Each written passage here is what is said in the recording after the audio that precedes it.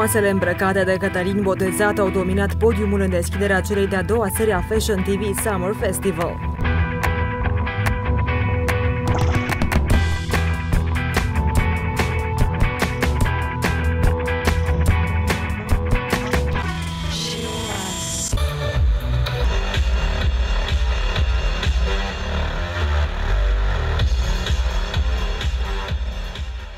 O colecție intitulată Domina, o colecție tip haute couture, care a fost prezentată pe nu mai puțin de 50 de modele, fete și băieți. Prelucirea a fost adusă apoi pe catwalk de rochiile Clarei Rotescu.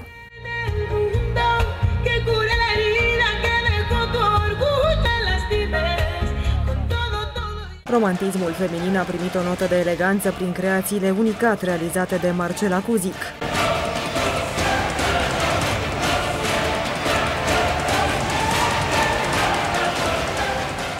A fost o colecție de creație, am lucrat-o foarte mult pe structuri de sârmă, pe volume, pe forme inspirate din natură.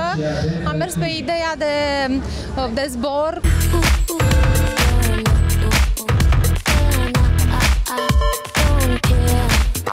Dacă pe podium totul pare extrem de relaxat și fetele știu foarte bine ce au de făcut, de fapt adevărata luptă contra timp se dă aici, în culise. Sute de turiști s-au adunat în piațeta Cazinoului din Mamaia, atrași de grandoarea show-ului. Cum vi se pare show-ul din seara? Da, destul de drăguț și mai ales special pe țară pentru bărbați. Fetele frumoase, să înțeleg. Bineînțeles, fetele frumoase. Un concurs de Miss, aveți vreo preferată? Toate sunt cele mai drăguțe. Și dacă tot vorbeam despre fete frumoase, 37 de concurente s-au întrecut pentru a câștiga titlul de Miss Litoral. După o probă a costumului de baie și o prezentare în rochii de seară, coroana i-a revenit unei tinere de 19 ani din București. Ea va avea parte de o vacanță în Hong Kong și va călători în întreaga lume, devenind astfel ambasadoarea frumuseții și a turismului de pe litoral.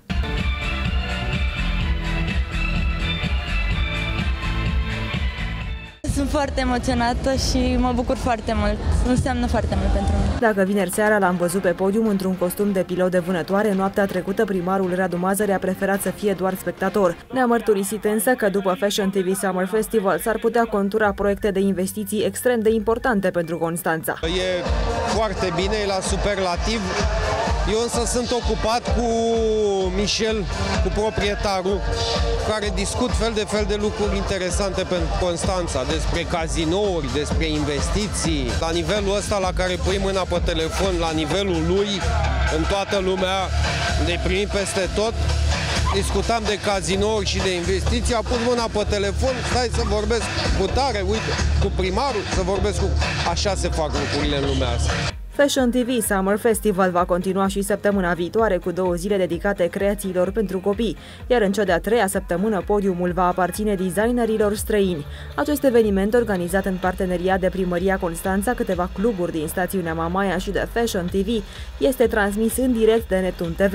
Peste 2 săptămâni va putea fi urmărit și de telespectatorii din peste 180 de țări, ceea ce înseamnă o promovare extraordinară pentru turismul de la malul mării.